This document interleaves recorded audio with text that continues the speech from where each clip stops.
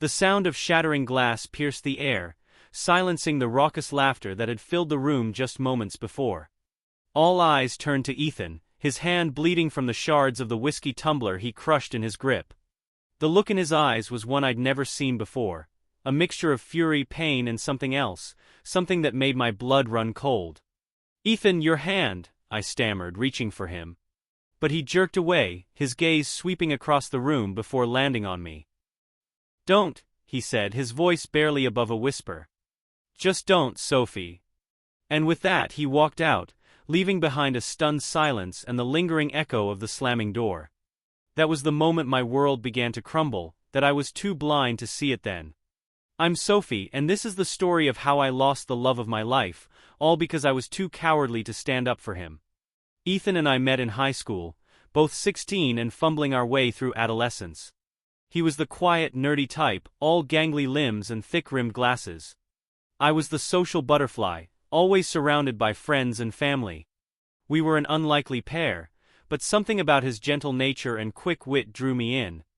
I still remember the day we first really talked. It was in the school library. I was struggling with a calculus problem. Ethan, overhearing my frustrated muttering, hesitantly approached. Excuse me," he said, his voice soft. "I couldn't help but overhear. Would you like some help?" I looked up, ready to snap at whoever was interrupting me, but the words died on my lips when I saw his kind eyes behind those thick glasses. Although sure, I managed, feeling suddenly flustered. He pulled up a chair and began explaining the problem, his words clear and patient. As he talked, I found myself paying more attention to the way his hands moved as he wrote, the slight furrow of concentration between his brows, than to the actual math. "Does that make sense?" he asked, looking up at me expectantly. "What?" "Oh yes, totally," I lied, having absorbed none of the explanation. "Thanks, sir." Ethan is supplied with a small smile. "I'm Ethan." "Sophie," I replied, returning his smile. "Thanks, Ethan." From that day on we were inseparable. Our love story wasn't the stuff of Hollywood movies.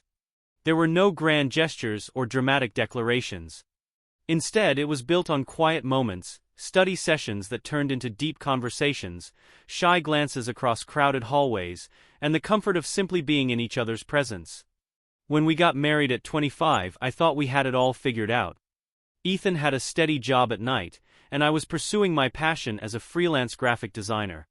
We complemented each other perfectly, or so I thought. The problems began when we started spending more time with my family. The Rylas were a boisterous bunch, always ready with a joke or a jab.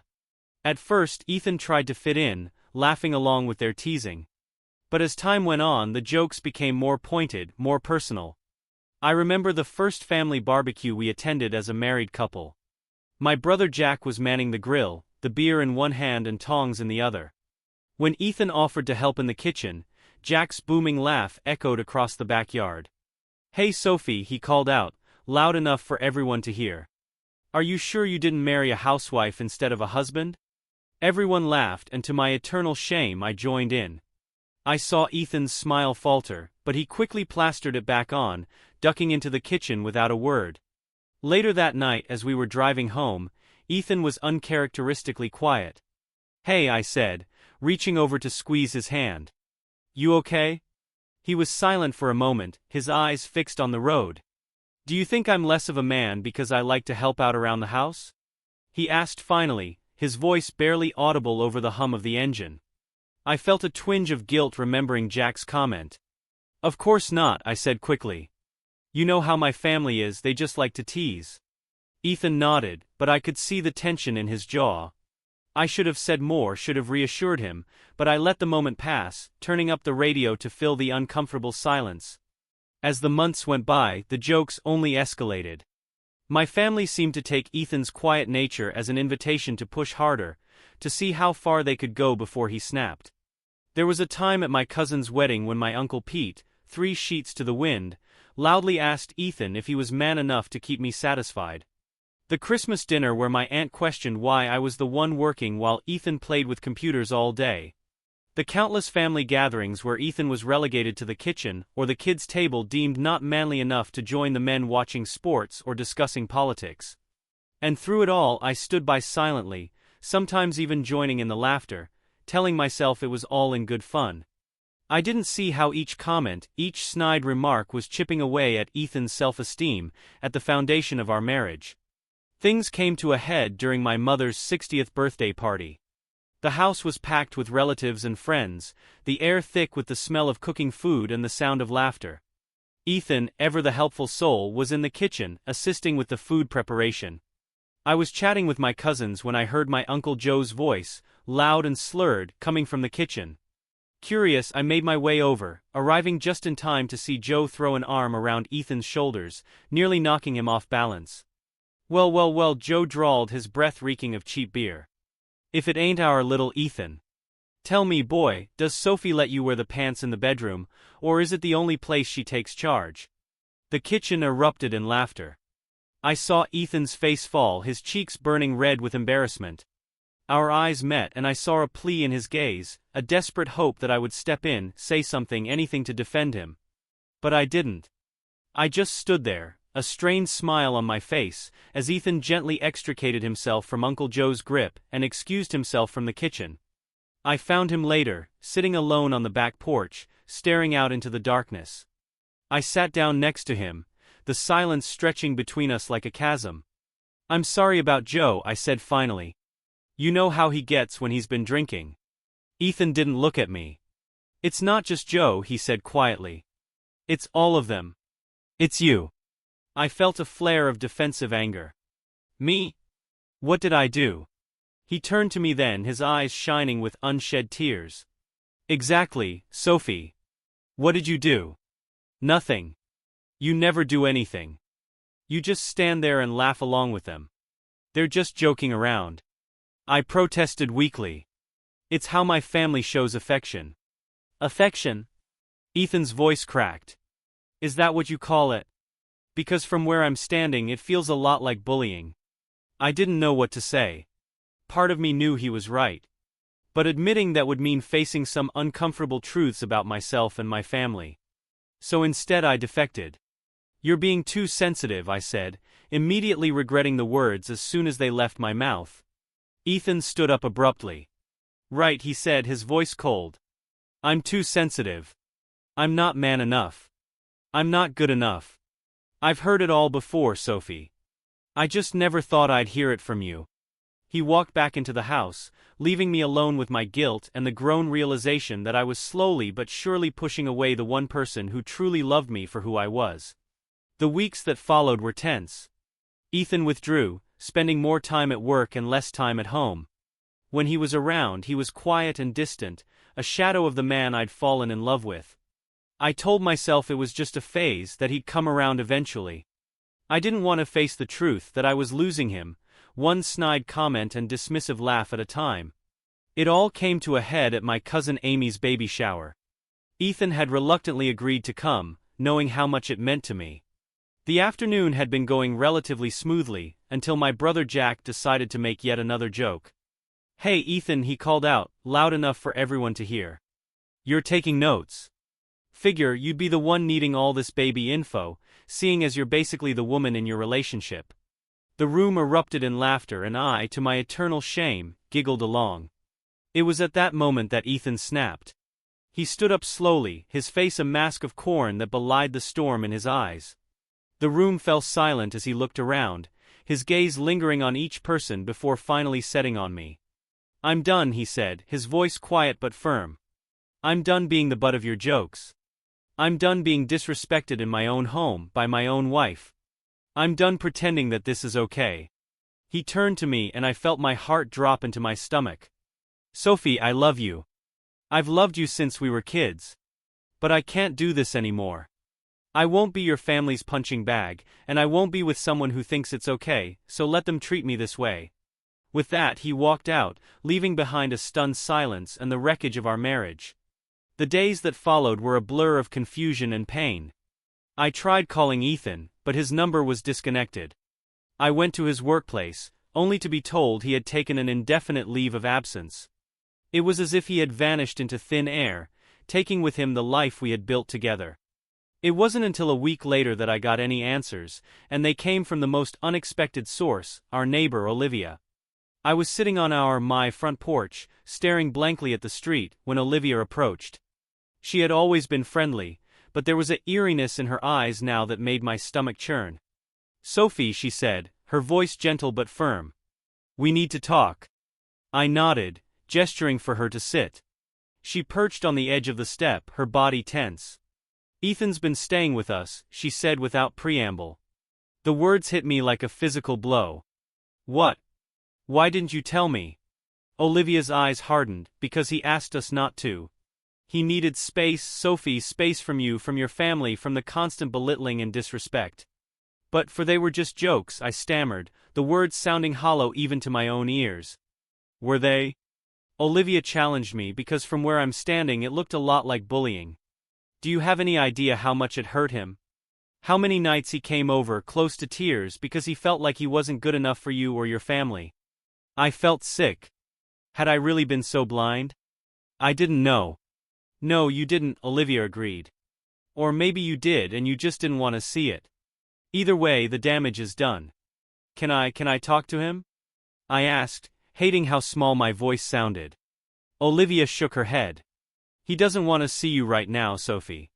He needs time to heal, to figure out who he is without the constant criticism and judgment." "But I love him," I protested weakly. "To you?" Olivia's voice was sharp, because love isn't just about grand gestures or saying the words.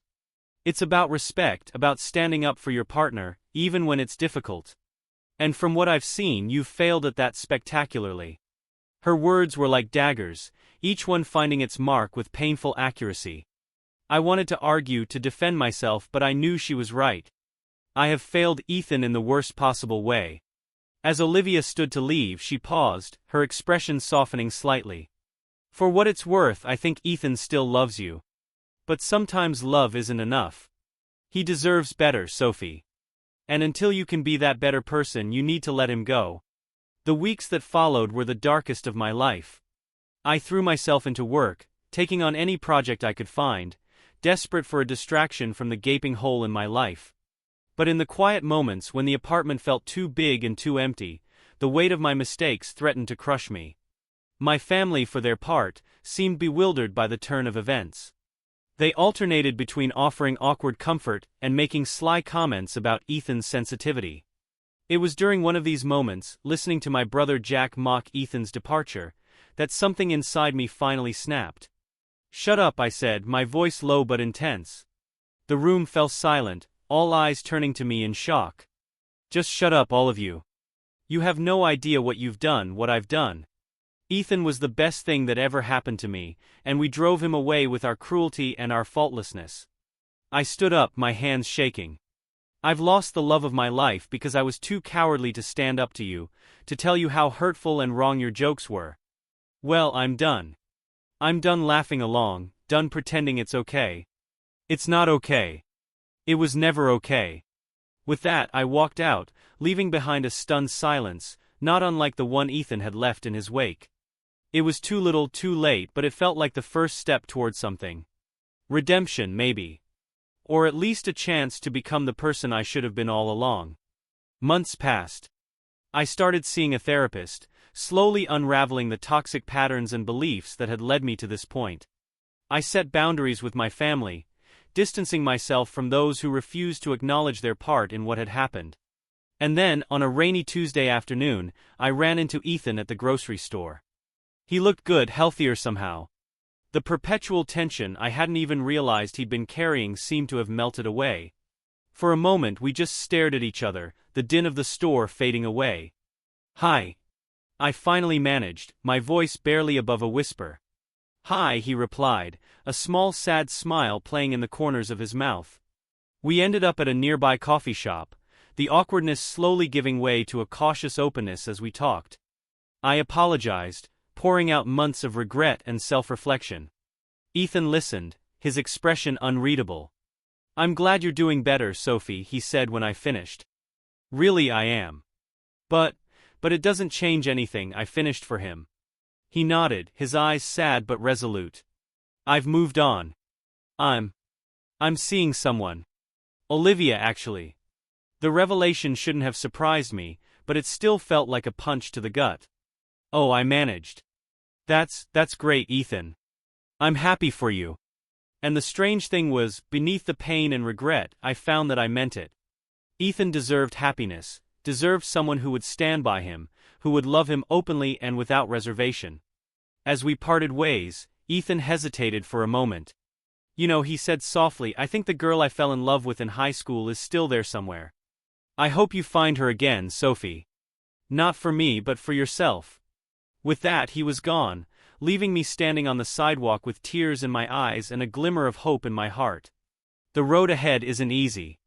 There are days when the regret threatens to overwhelm me, when I look at old photos and wonder about the life we could have had. But there are also days when I catch a glimpse of the person I'm becoming. Stronger, more compassionate, more willing to stand up for what's right. I don't know what the future holds. Maybe Ethan and I will find our way back to each other someday, or maybe our paths have diverged for good. But I do know this. I'm done being a passive observer in my own life. I'm done letting fear and family expectations dictate my choices. Because at the end of the day, the person you have to live with is yourself. The months that followed my encounter with Ethan at the coffee shop were a roller coaster of emotions. I threw myself into therapy, determined to understand why I had allowed myself to become complicit in hurting the person I loved most. Dr. Emerson, my therapist, helped me unpack years of ingrained beliefs and toxic frowny dynamics. Sophie, she said during one particularly intense session, have you considered that your inability to stand up for Ethan might stem from your own insecurities? That perhaps on some level you were afraid of being ostracized by your family if you didn't go along with their jerks. Her words hit me like a ton of bricks. I had never thought of it that way, but as I reflected on my childhood and my relationship with my family, I realized she was right. I had always been the good daughter, the one who never rocked the boat, who always went along to get along. Standing up for Ethan would have meant challenging the status quo. And that terrified me. But at what cost? I whispered more to myself than to Dr. Emerson. I lost the best thing in my life because I was too afraid to stand up to my family. Dr. Emerson leaned forward, her eyes kind but firm. The question now, Sophie, is what are you going to do about it? That question became my driving force. I started small, calling out my family members when they made insensitive comments. It wasn't easy. There were awkward silences, angry rebuttals, and even a few tearful confrontations. But with each small act of courage, I felt myself growing stronger. One particularly memorable incident occurred at my niece's birthday party. My brother Jack, who had always been one of the worst offenders when it came to mocking Ethan, made a snide comment about a young boy who was helping his mother set up decorations. Look at that little mama's boy, Jack snickered. Bet he grows up to be just like Ethan. Before I could even think, I found myself speaking up. And what exactly would be wrong with that, Jack? I asked, my voice steady despite the pounding of my heart. What's wrong with a man who's kind, helpful, and not afraid to show it? The room fell silent, all eyes turning to me in shock. Jack's face reddened, a mix of anger and embarrassment. Come on, Soph, he busted. It was just a joke. No, I said firmly. It wasn't. It's never been just a joke. It's cruel, it's hurtful, and I won't stand for it anymore. Not from you, not from anyone. In that moment, standing up to my brother, I felt a surge of pride and regret. Pride in finally finding my voice, and regret that I hadn't done it sooner, when it could have saved my marriage. As the months passed, I continued to work on myself. I picked up new hobbies, reconnected with old friends, and even started volunteering at a local shelter. Slowly but surely, I was rebuilding my life and rediscovering who I was outside of my family's expectations and my failed marriage.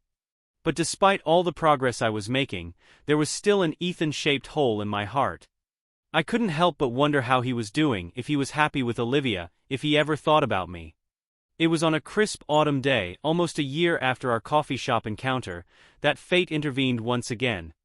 I was at the farmer's market, browsing through a stand of fresh apples, when I heard a familiar laugh.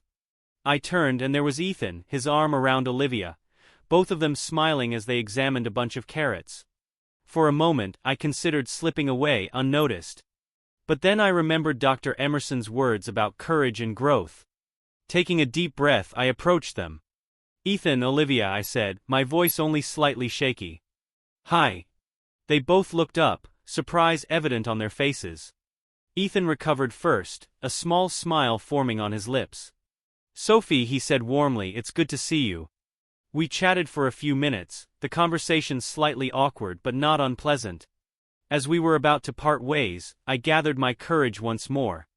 "Ethan," I said, "I know this might be inappropriate, but I was wondering if we could talk sometime. There are some things I'd like to say, some apologies I need to make properly." Ethan glanced at Olivia, who gave a slight nod. "Sure," he said after a moment. "How about next weekend? We could meet at the park." I agreed, my heart lightening at the prospect of finally being able to say all the things I should have said long ago. The week leading up to our meeting was a blur of anxiety and anticipation. I spent hours with Dr. Emerson, preparing what I wanted to say, working through my lingering guilt and regret. When the day finally arrived, I found Ethan already waiting on a bench by the duck pond. He looked good, relaxed and happy in a way I hadn't seen him in years. It was a bittersweet realization. "Hi," I said, sitting down beside him. "Thanks for meeting me." Ethan nodded, his expression open but guarded. Sophie said after a moment, "You wanted to talk." I took a deep breath, steeling myself. "Yes. I owe you an apology, Ethan. Many apologies, actually. What I did, or rather what I didn't do, was unforgivable. I let my family treat you horribly, and instead of standing up for you, I joined in. I was a coward, and I hurt the person I loved most in the world because of it." Ethan was silent for a long moment, his gaze fixed on the pond before us. "Why?" he asked finally. "Why didn't you ever stand up for me?" It was a question I had grappled with for months in therapy. I was afraid, I admitted. Afraid of rocking the boat, of challenging my family's expectations. I'd spent my whole life being the good daughter, and the thought of going against that terrified me. But that's no excuse. I should have been brave enough to stand up for what was right, to stand up for you. I paused, wiping away a tear that had escaped. "I've been working on myself, Ethan.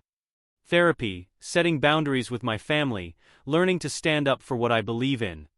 I know it's too late for us, but I wanted you to know that I understand now. I see how wrong I was, and I'm truly deeply sorry for all the pain I caused you." Ethan was quiet for a long time, processing my words. Finally he turned to me, his eyes soft but resolute. "Thank you, Sophie," he said. "I appreciate your apology, and I'm glad you're working on yourself. You're right that it's too late for us. I'm happy with Olivia and I've moved on. But I'm glad to know that some good came out of all the pain, that you've grown from it." We talked for a while longer, clearing the air and finding a kind of closure I hadn't realized I needed. As we stood to leave, Ethan hesitated for a moment. "He knowed," he said softly, "the Sophie I see now, strong, self-aware, willing to admit her mistakes and grow from them. That's the Sophie I've always known you could be. I'm proud of you." His words, so unexpected and so kind, brought fresh tears to my eyes. "Thank you," I whispered. "That means more than you know." As I watched Ethan walk away, I felt a weight lift from my shoulders. The regret and guilt I had been carrying for so long began to dissipate, replaced by a sense of hope for the future. I knew then that while my story with Ethan had ended, my own story was far from over. I had lost the love of my life, yes, but in doing so I had found myself. And maybe, just maybe, that was the most important love story of all. The journey ahead wouldn't be easy. There would still be days of doubt, moments of regret, times when the what-ifs would threaten to overwhelm me.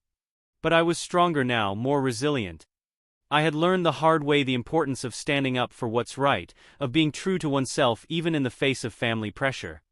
As I walked home that day, I felt a sense of peace I hadn't experienced in years. The future was uncertain, but for the first time in a long time, I was excited to see what it might hold. Because now I knew the most important relationship in my life wasn't with Ethan or with my family, it was with myself. And I was finally ready to make that relationship the best it could be. The sun was setting as I reached my apartment, casting long shadows across the street. I paused for a moment, watching as the sky turned a brilliant orange. It felt symbolic somehow, the end of one chapter, but the promise of a new dawn just around the corner. I smiled to myself as I unlocked my door. My story wasn't over. In fact, in many ways it was just beginning. And this time I was determined to write it on my own terms.